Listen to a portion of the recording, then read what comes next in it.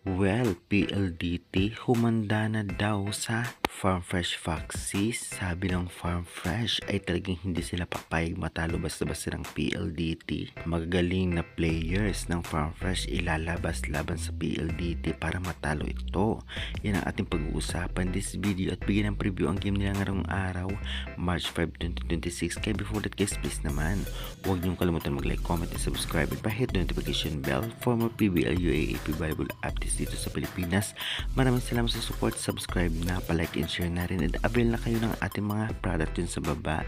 Syempre, sports shoes, sports bag, Creamline t-shirts, Chocomocho t-shirts at iba pa. Maraming salamat sa support at syempre palike and share na rin ang ating video. Well, ang laban nga ng Farm Fresh versus PLDT ngayong araw ay magaganap na ito 6:30 PM sa Fairall Center ang venue ngayong March 5, 2026. Mapapanood sa One Sports Plus sa cable, Pilipinas Live Signal application at syempre PBL.ph Live.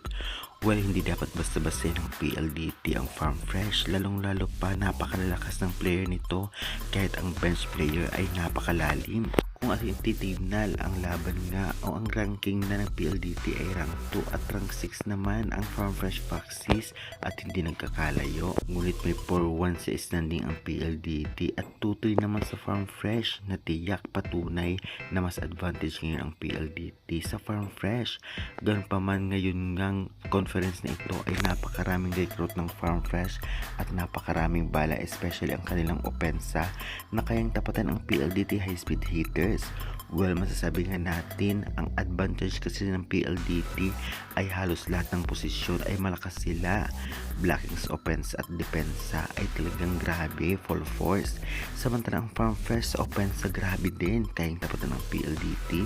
Kung titignan lang natin sa blockings, medyo lamang ang PLDT, ngunit hindi naman nagkakalayo, at sa depensa overall magandang laban to 50-50, kaya aabangan natin ang laban nila. Gamitin kaya ang mga veterans player ng Farm Fresh na sina Tubino, Galang at iba pa laban sa PLDT na napakalakas kagaya ni Davison D, Malaluan at syempre mga middle ng PLDT na talagang malalakas sa sina Reyes at Baron. Paano kaya o anong strategy ang gagawin ng Farm Fresh para matalo ang PLDT? Kaya guys, sa tingin nyo anong team mananalo, PLDT or Farm Fresh? Pa-comment nga dyan sa baba.